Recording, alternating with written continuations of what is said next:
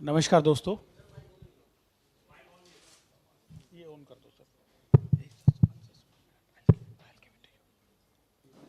On on. हाँ, second also. नमस्कार दोस्तों। जो देरी हुई उसके लिए हम क्षमा चाहते हैं। थोड़ा हम देर से शुरू हो रही है प्रेस कॉन्फ्रेंस। मैं यहाँ प्रेस कॉन्फ्रेंस में रेवंत रेड्डी जी का, उत्तम जी का, भट्टी विक्रमार्का जी का, कोमाटी रेड्डी जी का और बलराम नायक जी का यहाँ स्वागत करता हूँ। सबसे पहले मैं अनुरोध करूँगा उत्तम रेड्डी जी से, वो अपनी बात रखेंगे, उसके बाद रेवंत जी बात करेंगे।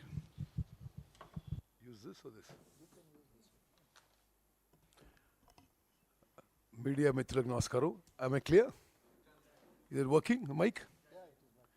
Okay. On behalf of the Congress party in Telangana, going for elections, going for polls on 30th November, we are demanding that మేము రాష్ట్ర ప్రభుత్వానికి డిమాండ్ చేసేది, మీరు ఏదైతే క్యాష్ బెనిఫిట్స్ ఓటర్లకి మీరు గతంలో ప్రకటించారు, all cash benefits, whether it is Rythu Bandhu scheme or Dalit Bandhu scheme or any other schemes, the cash, Congress party is demanding that these cash benefits be transferred immediately and before the date of notification, which is most likely on the 2nd or 3rd, all the benefits to the farmers, to the Dalits, to the housing beneficiaries, to the BCs, to the Muslims,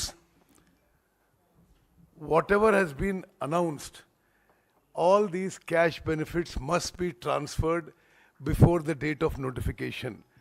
That is our demand to the government of Telangana, and also we have represented to the Election Commission that all benefits and ongoing schemes, the government of Telangana must do the cash transfer before the date of notification.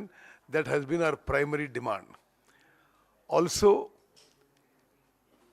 use of official places such as Chief Minister's residence and MLA camp offices built at the cost of public exchequer are being used for political activity. Since the model code of conduct has come into place, we have represented to the Election Commission of India that these official buildings, official bungalows, not be used for BRS party political activity. This is a representation we have submitted to the Election Commission of India yesterday. Also, in the allocation of election duties to officers, we have represented that officers who have been favoring the BRS party out of the way for the last 9.5 years, they not be assigned key critical election duties.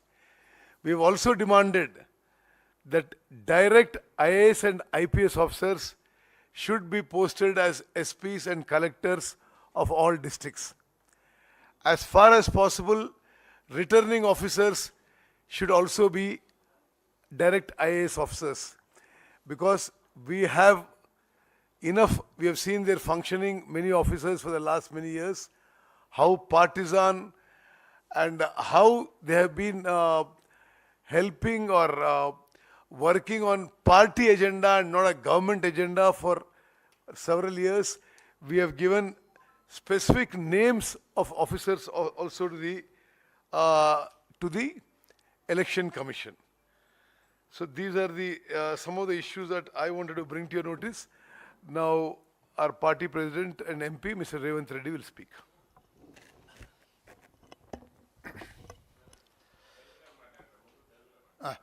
Media మిత్రులకు నమస్కారం. నిన్న కేంద్ర ఎన్నికల అధికారికి Congress party తరఫున మేము వినతి పత్రాన్ని ఇవ్వడం జరిగింది. అందులో ప్రధానంగా సంక్షేమ పథకాలకు సంబంధించిన నగదు బదిలీ విషయంలో ఒక నిర్దిష్టమైన సూచన ఎన్నికల అధికారులకు చేయడం జరిగింది. నోటిఫికేషన్కి వచ్చే కంటే ముందు 2 తారీఖు 3 తారీఖు లోపలనే నగదు బదిలీ కార్యక్రమాన్ని అంతా కూడా పూర్తి చేయమని స్పష్టంగా చెప్పడం జరిగింది.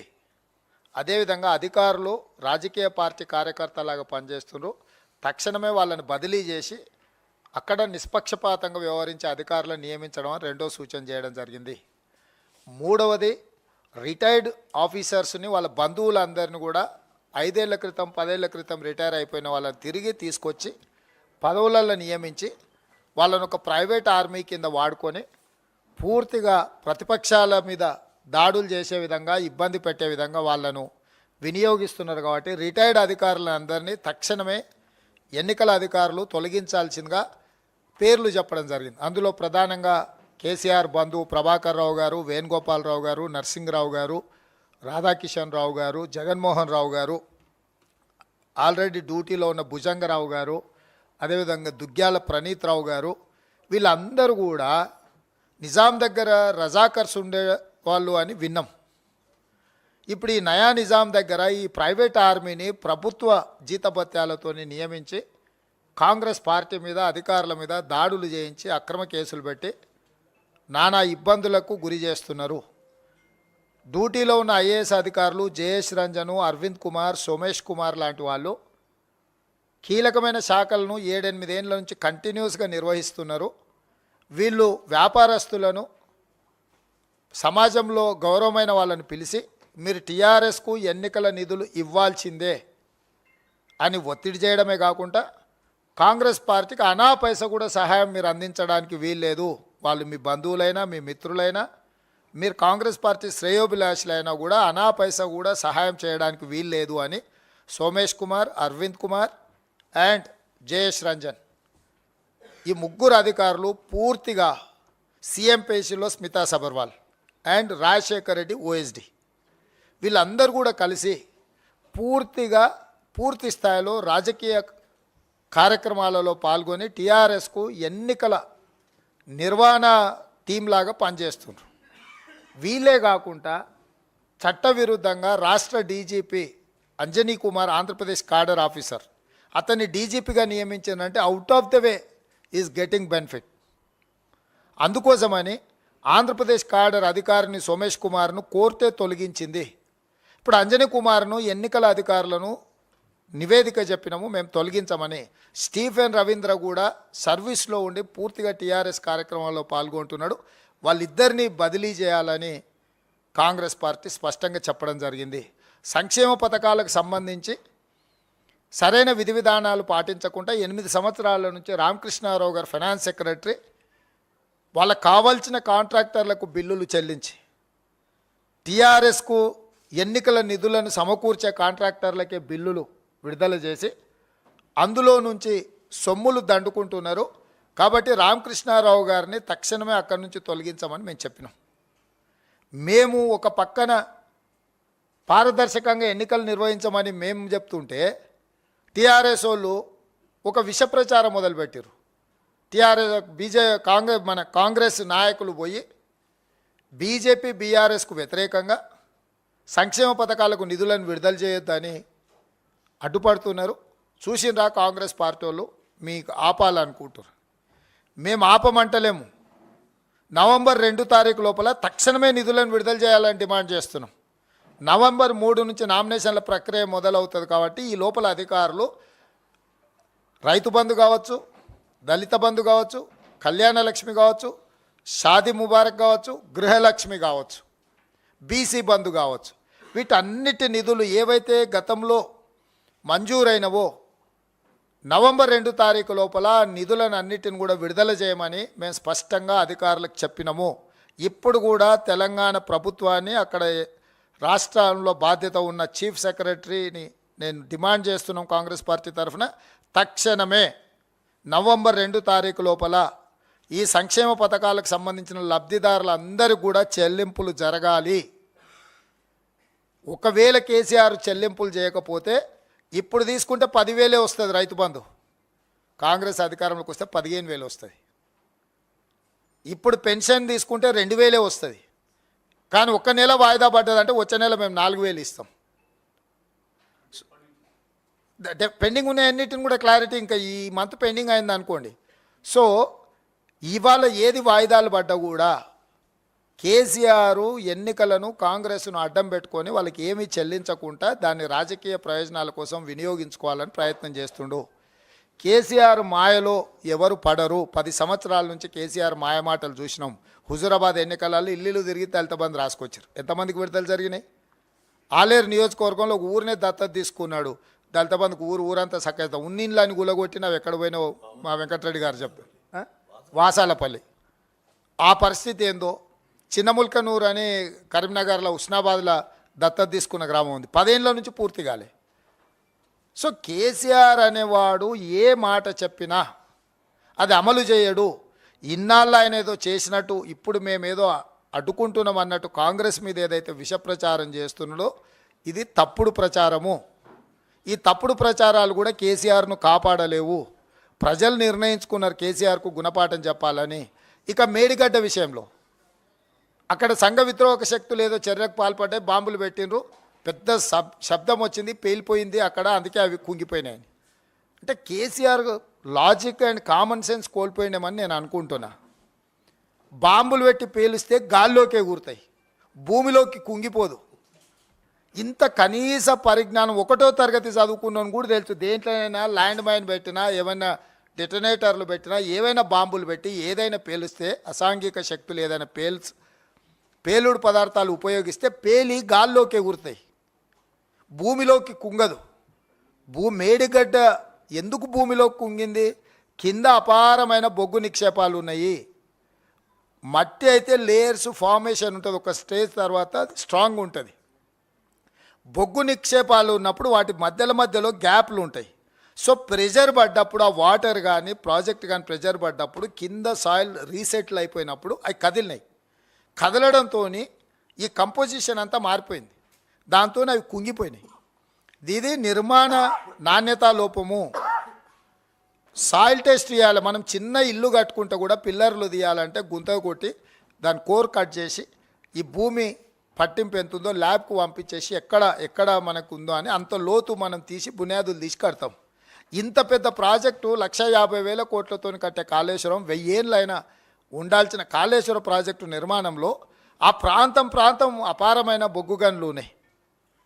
అసలు అపారమైన బొగ్గు గనులు ఉన్నప్పుడు సాంకేతికంగా ఏం జాగ్రత్తలు తీసుకోవాలనో ఆలోచించకుండా కక్కుర్తిపడి మీద గాల్లో మేడలు కట్టినట్టు మేడిగడ్డ ప్రాజెక్టు కట్టి ఈరోజు అది కుంగిపోతే ఆ ఎల్ఎన్టీ కంపెనీని బ్లాక్ లిస్ట్ చేయకుండా, ఇమ్మీడియట్గా క్రిమినల్ కేసులు పెట్టి అరెస్టులు చేయకుండా, ఆ కంపెనీ ఇచ్చిన లంచాలకు కక్కుర్తిపడి ఇప్పుడు వాళ్ళ మీద ఏమైనా చర్యలు తీసుకోవడానికి పోతే ఇచ్చిన లంచాల లెక్కలు చెప్తారని వాళ్ళని కాపాడడానికి మావోయిస్టుల మీద, సంఘ విద్రోహక శక్తుల మీద నెపాన్ని నెట్టేసి మేడిగడ్డ కుంగిపోవడం నుంచి తప్పించుకోవాలనే ప్రయత్నం చేస్తుండ్రు.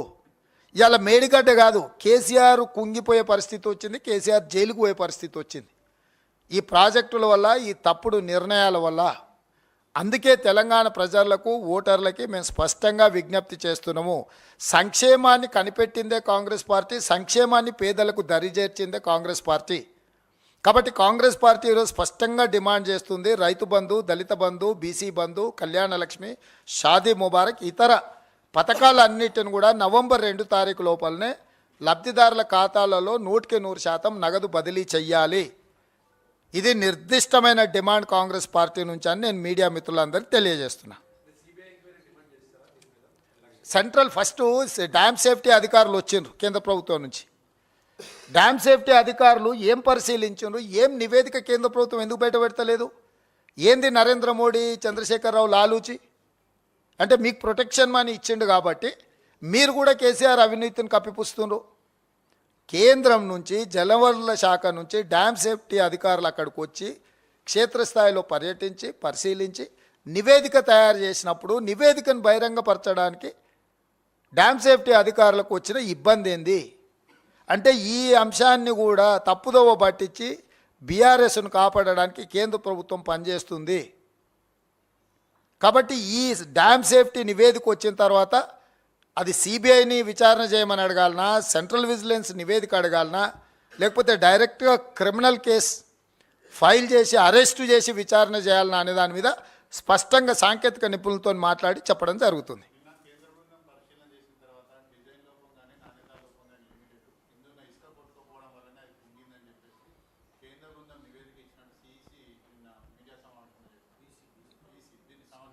ఈసీ చెప్పిండా, ఈఎన్సీ చెప్పిండా? మురళీధరరావు. ఎవరా మురళీధరరావు? ఎన్నేళ్ల కింద రిటైర్ అయ్యాడు? ఎందుకు పదవిలో కొనసాగుతున్నాడు? కేసీఆర్కి ఆయనకున్న బంధుత్వం ఏంది? ఇట్లాంటి వాళ్ళని పెట్టుకున్నదే అట్లాంటి దోపిడీకి పాల్పడడానికి. ఈఎన్సీ మురళీధరరావు 6 ఏళ్ల కింద రిటైర్ అయ్యిండు. రిటైర్ అయిన అధికారిని పెట్టి ఈ 1000 కోట్ల రూపాయలు దోపిడీకి పాల్పడుతున్నాడు. 12 years బ్యాక్ అంట. సో 12 సంవత్సరాల క్రితం రిటైర్ అయిపోయిన అధికారి అంత కీలకమైన బాధ్యత ఇచ్చినప్పుడు వాళ్ళ కుల సంఘ నాయకుడిని కాపాడుకోకపోతే లేకపోతే ప్రజల సొమ్ములను కాపాడతాడా? ఈఎన్సీ మురళీధరరావు డ్యామ్ సేఫ్టీ అధికారుల కంటే ముందే ఈయన ముందుకు వచ్చే పత్రికా ప్రకటన చేసిండంటే ఏం జరుగుతుంది? కింద ఇసుక కొట్టుకపోదా అని అంచనా వేయాల్సిన అవసరం లేదా? మనం ఇల్లు కడితే ఉంటుందా కుంగుతుందా అనేది మనం అంచనా వేసుకోమా? ఆర్కిటెక్ట్ని ఎందుకు పెట్టుకుంటాం? CDPO, central designs projects office వాళ్ళు మొత్తం ఈఎన్సీలు అందరూ కూర్చొని ఏ ప్రాజెక్ట్ అయినా కట్టాలనుకున్నప్పుడు specific drawings state government approval ఇచ్చినాకనే కట్టాలి. మరి ఇమ్మీడియట్గా అది అప్రూవల్ ఇచ్చిన అధికారులను అరెస్ట్ చేయండి. ఎవరు అడ్డుకుంటున్నారు?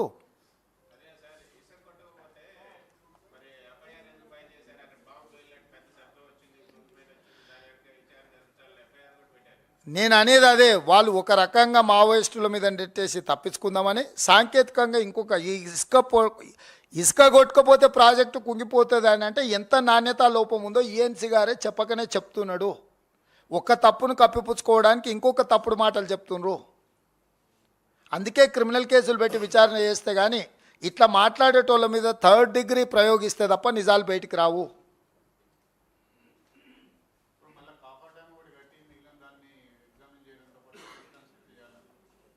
ఇప్పుడు దాని రిపేర్ ఏం చేస్తాడు, రెనోవేషన్ ఏం చేస్తాడు అనేది సెకండరీ. జరిగిన తప్పిదానికి శిక్ష ఎవరికి, నేరం చేసింది ఎవరు, శిక్షించాల్సింది ఎవరిని ఫస్ట్ ఇది నిర్ధారించండి. తర్వాత రిపేర్స్, రెనోవేషను, రిస్టరేషన్ అనేది మళ్ళీ చూద్దాం. కేంద్రం అనేది ప్రొటెక్షన్ మనీ తీసుకుంది కదా. నేను మొదటి నుంచి చెప్తున్నాను, నేను ఎప్పుడు చెప్పినా మీరు ఇంటర్నే లేరు. కేసీఆర్ సంపాదించిన అక్రమ సంపాదనలో ఢిల్లీకి కప్పం కడుతున్నాడు. ఒకప్పుడు సుల్తాన్లు ఉన్నప్పుడు సామంతులు అందరూ కూడా సుల్తాన్కు కట్టేటోళ్ళు కప్పము.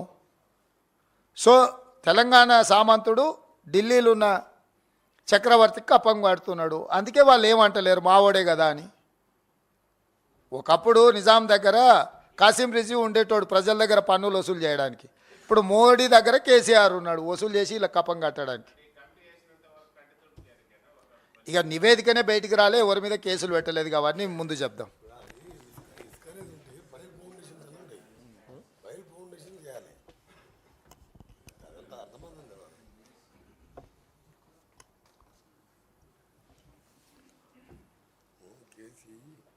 మీడియా మిత్రులందరికీ నమస్కారం. తెలంగాణ రాష్ట్ర కాంగ్రెస్ కమిటీకి సంబంధించినంతవరకు మేము చాలా స్పష్టంగా కేంద్ర ఎన్నికల అధికారులను కలిసి రాష్ట్ర ప్రభుత్వం బీఆర్ఎస్ పార్టీ రెండు కూడా రాష్ట్ర ప్రజల్ని ఏ రకంగా తప్పుదోవ పట్టిస్తూ ఉంది, రాష్ట్ర సంపదని ప్రజల కోసం కాకుండా పార్టీ ప్రయోజనాల కోసం ఎట్లా వాడుకుంటుందనేది చాలా స్పష్టంగా చెప్పాం. బీఆర్ఎస్ ప్రభుత్వం గోబెల్స్ ప్రచారం చేసుకుంటూ ప్రజలకి రైతు బంధు ఇస్తామని, దళిత బంధు ఇస్తామని, బీసీ బంధు చేస్తామని, ఇతరత్ర క్యాష్ బెనిఫిట్స్ చాలా చేస్తామని చెప్పి చివరికి ఇళ్లకు సంబంధించి కూడా చెప్పి చేస్తున్నట్టుగా భ్రమలు కల్పిస్తూ గోబెల్స్ ప్రచారం చేసుకుంటూ వచ్చారు. ఒక పక్కన చేస్తామని చెప్పే గోబెల్స్ ప్రచారం ఒక పక్కన, రెండో పక్కన మేము చేయడానికి ప్రయత్నం చేస్తూ ఉంటే మిగతా వాళ్ళు ఏదో ఆపుతూ ఉన్నారని చేసే గోబెల్స్ ప్రచారం ఒక పక్కన. ఈ రెండు కూడా అటు ప్రజల్ని ఇటు ప్రభుత్వాలని లేకపోతే ఎన్నికల సంబంధించినటువంటి అధికారులు కూడా తప్పుదోవ పట్టించే.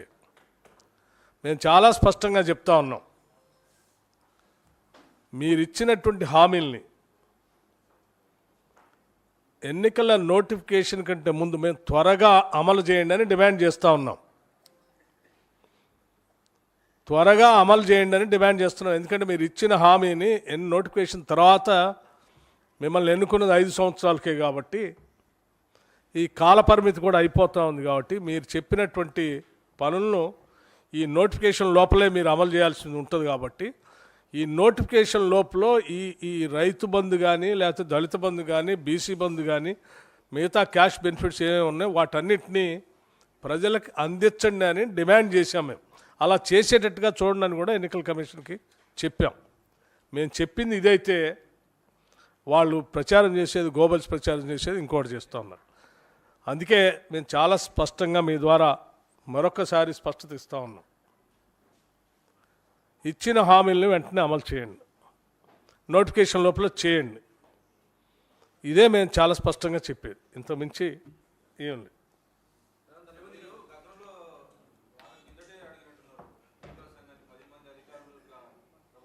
సరే, వాటికి సంబంధించి మీ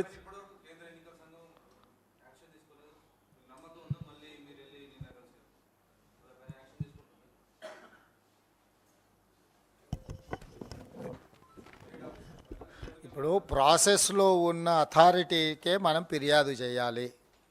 ఇది ప్రైవేట్ ఆర్గనైజేషన్ కాదు, ప్రైవేట్ వ్యక్తులు పొలిటికల్ పార్టీస్ తీసుకునే నిర్ణయం కాదు. ఎన్నికల అధికారులకు ఫిర్యాదు చేయడం, ఫిర్యాదును వాళ్ళు సరైన విధంగా పరిష్కరించకపోతే కోర్టుకు వెళ్ళడం అనేది 2 అంశాలు ఉన్నాయి. సో మేము అధికారులకు అందుకే మీడియా పరంగా డిమాండ్ చేసినాం, ప్రత్యక్షంగా కలిసి కంప్లైంట్ చేసినాం. వాటి మీద వాళ్ళ చర్యలను బట్టి మా తదుపరి కార్యాచరణ ఉంటుంది.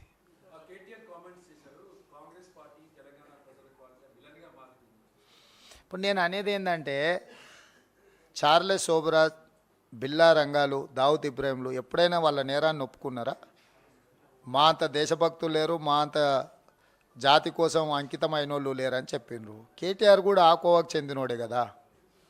హరీషు, కేటీఆర్, చంద్రశేఖరరావు అనేట ఆయన ఓ బిల్లా రంగా, ఓ చార్లెస్ శోభరాజ్ లాంటి వాళ్ళు ఎప్పుడు కూడా ప్రజల పక్షాన ప్రతిపక్షాలు లేవనెత్తుతున్న అంశాలకు సమాధానం చెప్పరు, ఎదురుదాడి చేస్తారు. కాంగ్రెస్ ఏం చేసిందని 10 ఏళ్ళ నుంచి నువ్వు ఉంటే కాంగ్రెస్ ఏం చేస్తుంది? కాంగ్రెస్ డిమాండ్ చేస్తుంది, కాంగ్రెస్ డిమాండ్ చేస్తుంది. పాలకపక్షం నిర్ణయాలు తీసుకోవాలి, పరిపాలన చేయాలి, ప్రతిపక్షాలు సలహాలు సూచనలు ఇవ్వాలి, అవసరమైతే నిరసనలు, ధర్నాలు, రాస్తారోకోలు, బందులు చేయాలి.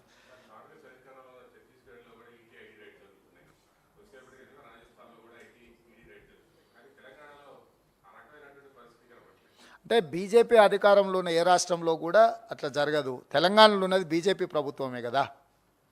సో ఎప్పుడు కూడా బీజేపీ ఎన్నికలకు వచ్చేకంటే ముందు కాంగ్రెస్ పార్టీ ఎన్నికల కార్యాచరణ మొదలైన తర్వాత ఫ్రంటల్ ఆర్గనైజేషన్ మేము ఫస్ట్ పంపిస్తాం. అక్కడ ఎన్నికల వాతావరణాన్ని, కార్యకర్తలను సమన్వయం చేయడానికి. అంటే ఎన్ఎస్యుఐ, యూత్ కాంగ్రెస్, మహిళా Congress, SC department, ST department, వీటన్నిటిని కూడా ఎన్నికల కార్యాచరణ కోసం ఫస్ట్ రాష్ట్రాలకు మేము పంపిస్తాం. మా ఫ్రంటల్ ఆర్గనైజేషన్స్ అవన్నీ. BJP frontal organisations ED, income tax, CBI ఇవి. సో వాళ్ళ ఫ్రంటల్ ఆర్గనైజేషన్స్ వచ్చేసి వాళ్ళు అదే పని చేస్తున్నారు.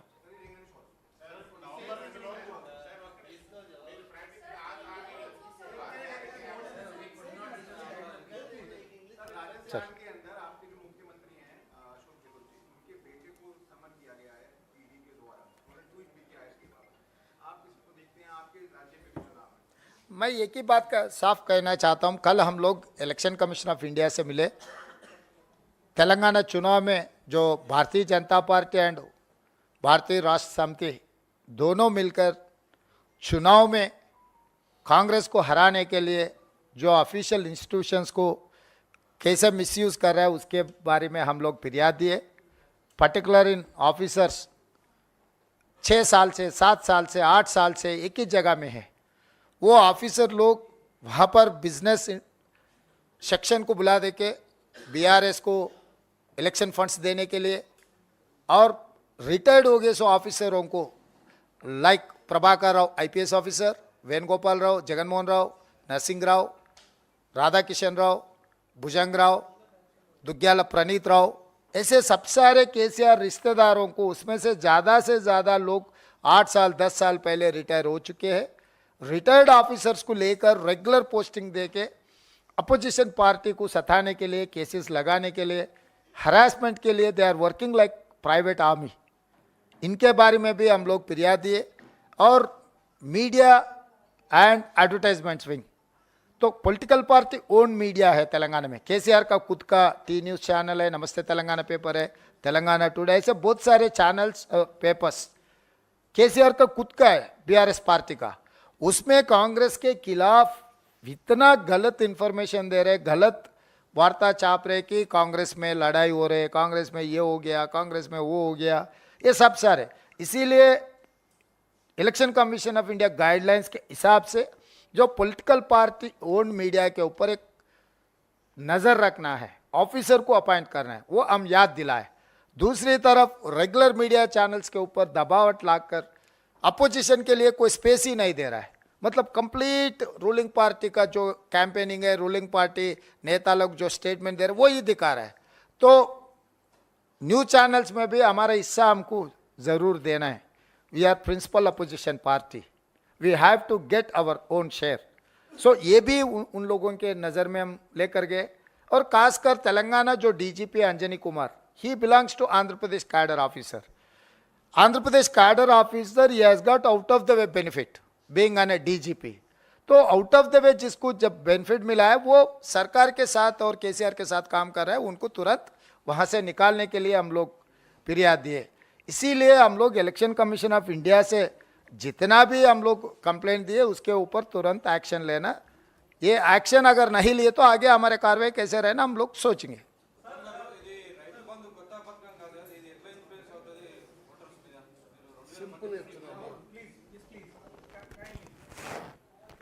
जब क्वेश्चंस पूछ रहे हैं तो एक एक करके क्वेश्चन पूछिए प्लीज।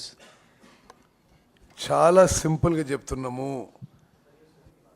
నోటిఫికేషన్ డేట్ కంటే ముందు మొత్తం రైతు బంధు, దళిత బంధు, గృహలక్ష్మి, కళ్యాణ లక్ష్మి ఎంత డ్యూ ఉందో అంత అమౌంట్ విడుదల చేయాలి అని చెప్పి బీఆర్ఎస్ ప్రభుత్వాన్ని కాంగ్రెస్ పార్టీ డిమాండ్ చేస్తుంది. అంతకు మించి చెప్పేది లేదు.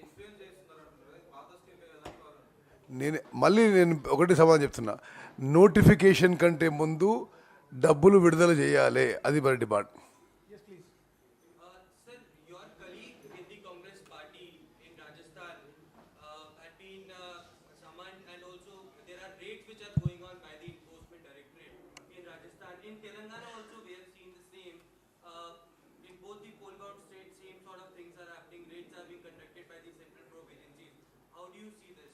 See, you yourself pointed out, and it's there all over the media, in Congress-ruled states, the BJP is using the enforcement agencies, Enforcement Directorate or CBI or Income Tax, to harass, intimidate, and create a reign of terror on Congress leaders or Congress associates.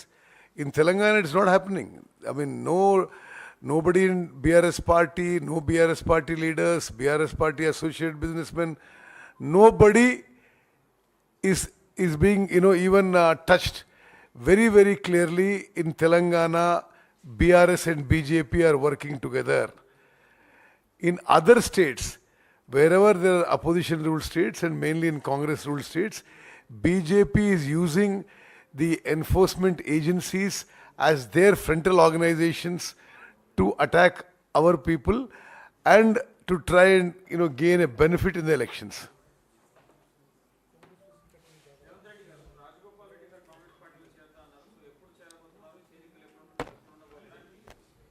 చేరతా అన్నారని వారే చెప్పిండ్రు. ఎప్పుడు చేరేది కూడా వారే చెప్తారు. వారికి ఆ పూర్తి స్వేచ్ఛ కాంగ్రెస్ పార్టీ ఇచ్చింది. వారు ఎప్పుడు చేరాలనుకుంటే అప్పుడు చేయవచ్చు.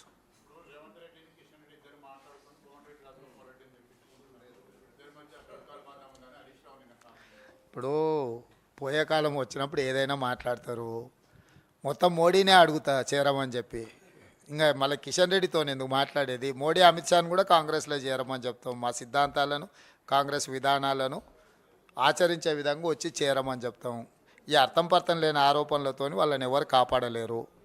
వాళ్ళొక ఉద్దేశంతోనే అందులోకి పోయినరు. అందులోకి పోయిన తర్వాత వాస్తవాలు కనిపించినాయి.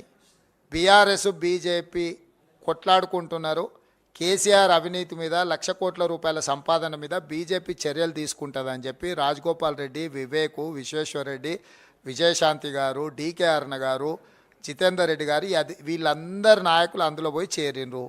అందులో పోయి చేరిన తర్వాత ఏమైంది, వాళ్ళు వీళ్ళు దోసుకున్న దాంట్లో కలిసి పంచుకుంటున్నారు కాబట్టి ఇక ఇమ్మడలేము, మేము ఉండలేము. ఇప్పుడు ప్రత్యామ్నాయం కాంగ్రెసే, కాంగ్రెస్తో మేము కలిసి పనిచేస్తాం. మేము యాక్చువల్గా సిద్ధాంతపరంగా కాంగ్రెస్ వాదులం, కానీ రాష్ట్రంలో జరుగుతున్న అవినీతిని నిలువరించడానికి బీజేపీతో చేరమన్నారు. వాళ్ళు ఎవ్వరు బీజేపీ సిద్ధాంతాలను ఆకర్షించి పోలే. కేంద్రంలో అధికారంలో ఉన్నారు కాబట్టి కేసీఆర్ అవినీతి మీద చర్యలు తీసుకుంటారని వాళ్ళు వెళ్ళినరు. కానీ అవినీతిలో వాళ్ళు కూడా భాగస్వాములు అని తెలిసిన తర్వాత వాళ్ళు వెనక్కి వస్తున్నారు. నేను ముందే చెప్పిన, కాంగ్రెస్లోకి రావాలనుకున్న వాళ్ళను సాధారణంగా ఆహ్వానిస్తున్నాం. వాళ్ళ స్థాయిని బట్టి డెఫినెట్గా పార్టీ వాళ్ళకు అవకాశాలు, హోదా ఇస్తుంది.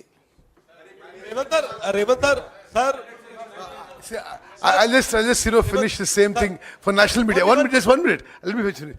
See, for the national media, please bear in mind, this Medigadda barrage sinking is actually something that is of a national disaster.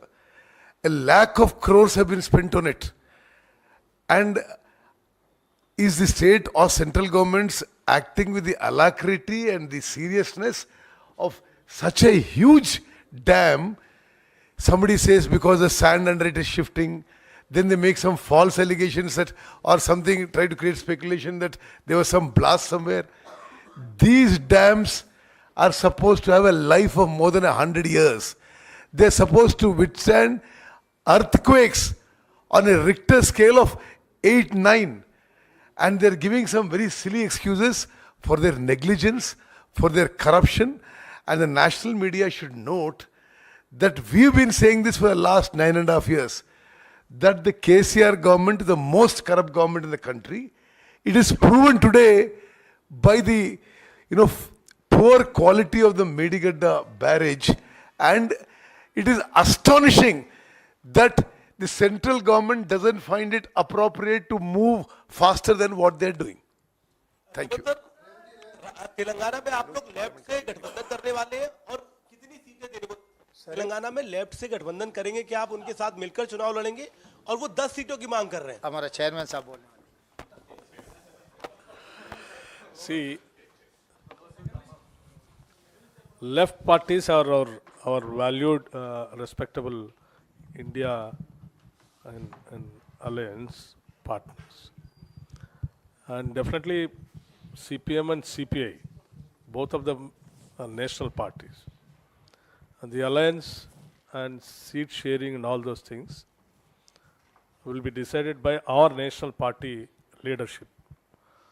And their national party leadership and our national party leadership, both of them are in touch with each other. At an appropriate time, we will be definitely announcing the seat sharing and number of seats, how many are. What selection? No, the selections and all that, selections, we have an established procedure. State election committee, screening committee, and central election committee. You know that the screening committee is over and central election committee meetings are taking place. Very soon, I think our national party will be announcing the list. Thank you. अध्यक्ष जी, आप कह रहे हैं कि BJP और जो सत्ताधारी दल है दोनों मिलकर कांग्रेस को वहां हराना चाहती है, लेकिन लाइव टीवी डिबेट में जो केसीआर की पार्टी के विधायक हैं वो बीजेपी के नेता पर हमला कर देते हैं, और जो बीआरएस के मंत्री हैं केटी रामाराव, वो ये क्यों बार बार कहते हैं कि कांग्रेस आजमाई हुई पार्टी है, देखी हुई पार्टी है, इसलिए कांग्रेस के झांसे में वोटर ना आए? ऐसा कहने के पीछे क्या उनकी लाचारी है? तो मैं एक बात साफ कहना चाहता हूँ, अगर कांग्रेस कोई मैदान में कांग्रेस का कुछ है नहीं है तो इतना डर क्यों? केसीआर और केटीआर बार बार कांग्रेस के खिलाफ क्यों बोल रहे? और बीजेपी बीआरएस दोनों के बारे में बात कर रहे हैं. अब तीसरे दोस्त को आप भूल जा रहे conveniently. BJP BRS MIM, that is one gang. चड्डी गैंग। तो ये चड्डी गैंग वाला तीनों मिलकर तेलंगाना को लूटने के लिए कोशिश कर रहा है। वो कुछ कहावत है ना, हाथी का दांत खाने का लगे दिखाने का लगे। तो इस अलायंस में कुछ लोग सामने दिखते, कुछ लोग पीछे रहते। तो इसीलिए हम लोग साफ साफ कहना चाहता है कि इंडिया कूटमी को हराने के लिए, खासकर इन तेलंगाना कांग्रेस को हराने के लिए तीनों एक एक तरीका से चुनाव लड़ने के लिए कोशिश कर रहे हैं। जो कर्नाटक में हुआ, हम कर्नाटक चुनाव से पहले हम कहा था बीजेपी और जेडीएस दोनों का गठबंधन है, इसीलिए अलग अलग चुनाव लड़ रहा है। एमआईएम भी कुछ सीटों में चुनाव लड़ने के लिए कोशिश कर रहे हैं। तो एंटी इनकम्बेंसी सरकार के खिलाफ जो वोट है, उन लोगों में वोट काटने के लिए ये तरीका से चुनाव लड़ रहे हैं। असेंबली होने के बाद पार्लियामेंट इलेक्शन में वो दोनों वो पार्टियों का गठबंधन होने वाले। आज वही साफ साफ दिख रहा है आंखों के सामने, JDS and BJP together they are going to contest parliament election. It is similar in Telangana. अभी असेंबली चुनाव में बीआरएस बीजेपी अलग अलग चुनाव लड़ेंगे। असेंबली खत्म होते ही उन लोगों का गठबंधन हो जाने वाले। सीट भी बांट लिए, 7 seat BJP, 9 seat BRS, 1 seat MIM. तो ये पूरा उन लोगों का चर्चा भी हो गए, गठबंधन भी हो गए। आगे आपको पता लगेगा कि जनवरी फरवरी में। रेवंत साहब, आपके जवाब में मेरे सवालों का भी जवाब था, पर उसमें मैं एक एक्सटेंशन पूछ लेती हूँ आपसे। There are no permanent enemies and friends in politics से। क्या आपको लगता है कि आप इस बात की गारंटी देते हैं कि कहा जा रहा है नेक टू नेक फाइट है आपकी और बीआरएस की, तो कहीं एआईएमआईएम के साथ आप लोग नजर नहीं आएंगे अगर जरूरत पड़ी सरकार बनाने की तेलंगाना में, क्योंकि काफी मुश्किल हालात में आप वहां तक पहुंचेंगे? और दूसरा कि लोकसभा का भी जिक्र किया, तो क्या आप इस बात की भी गारंटी देते हैं कि किसी भी तरह से इंडिया पार्टीज बीआरएस के साथ नहीं नजर आएंगी? क्योंकि कई इंडिया पार्टीज के दल बहुत करीब हैं बीआरएस के से, चाहे वो नीतीश कुमार हो या अखिलेश यादव। मैं ये 2 चीज़ों के लिए मैं साफ साफ कहना चाहता हूँ। अब 40 साल चुनाव का जो रिजल्ट आया वो रिजल्ट देखो। तेलुगु स्पीकिंग स्टेट्स में कोई ऐसे हंग असेंबली देना, नहीं तो कम मेजॉरिटी देना, कुछ होता ही नहीं।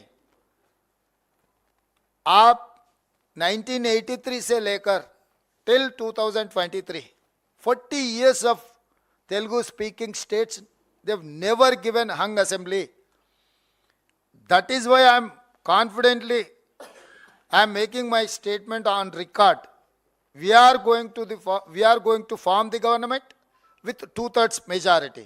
तो आप कोई चिंता करने का जरूरी नहीं है। हम लोग एमआईएम के साथ जाएंगे, एमआईएम के साथ और बीजेपी के साथ कांग्रेस को तो वो सवाल ही नहीं है।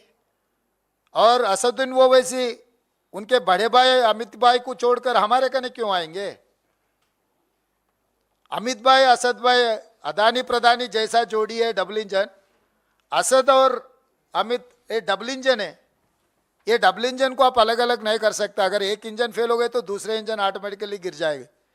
तो हमको कोई चिंता नहीं, आप भी कोई चिंता करने का जरूरी नहीं है। आने वाले चुनाव में साफ साफ कांग्रेस पार्टी की सरकार बनने वाले है तेलंगाना में। आप लोगों को भी December 9, 2023 कांग्रेस सरकार का प्रमाण स्वीकार हो जाएंगे। आप लोग दिल्ली से पत्रकार मित्र सब लोग उस दिन आना है हैदराबाद को। कांग्रेस पार्टी नायक सीएम होते सर अध्यक्ष जी सर, एक कार्ड बीआरएस और एक बीजेपी का एक कार्ड छपी है जो हमारे पास है, और ये कह रहा है कि शादी का कार्ड है। हाँ। क्या लिखा है क्या नहीं, तो क्योंकि आप लोग के लैंग्वेज में पता नहीं चल रहा, ये क्या है? ओ February 14 है ना? What is that? हाँ, वो कार्ड वो है बीजेपी और बीआरएस का।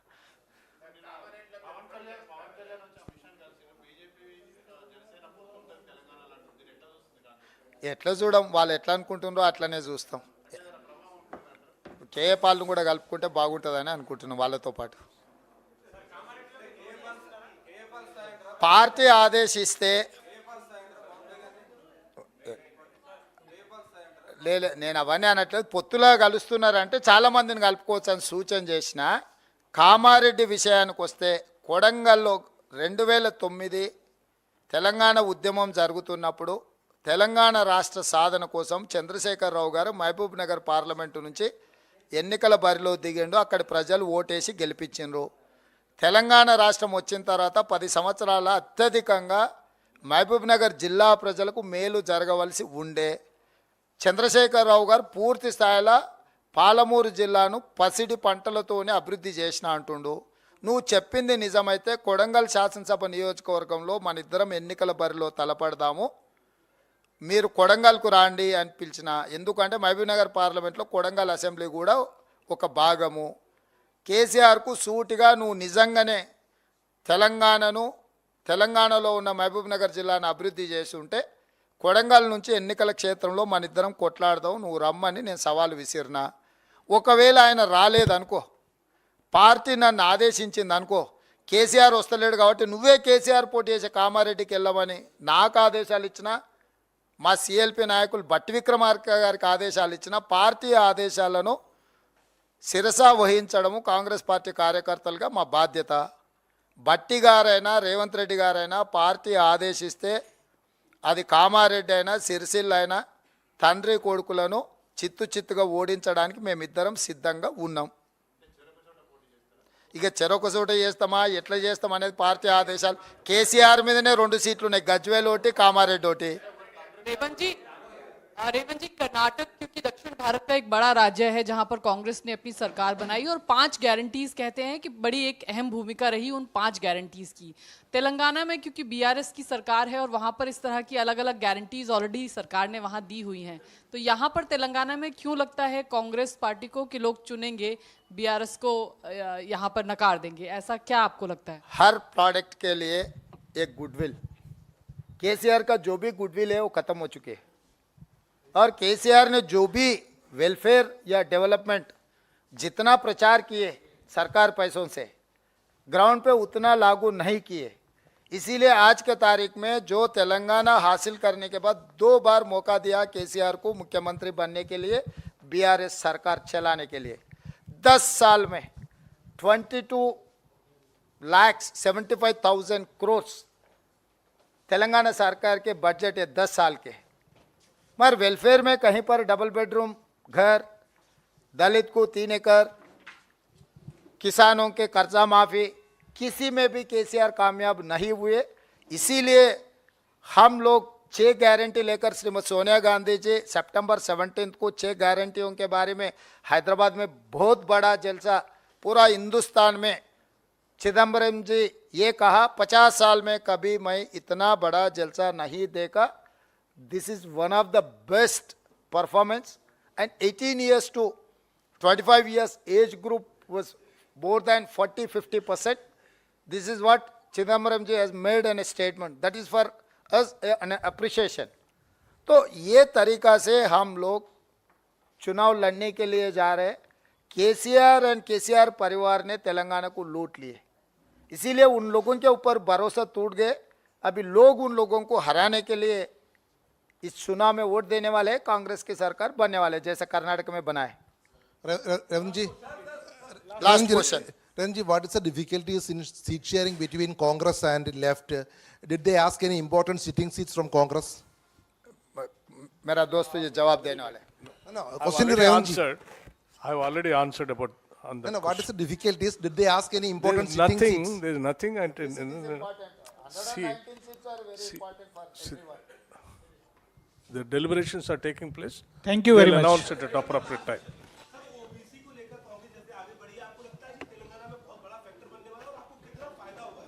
नहीं, हम लोग फायदा के लिए कभी सोचते ही नहीं। कांग्रेस पार्टी फायदा के लिए तेलंगाना नहीं दिए। ओबीसी सेंसस जो गिनती करने के लिए हम लोग जो कदम उठाए, this is social reform, this is not political reform, और we are not going to expect any political benefit out of this census OBC. డెఫినెట్గా చర్చలు జరుగుతున్నాయి, కాగానే ఫస్ట్ మీకే చెప్తాం. ధన్యవాదాలు.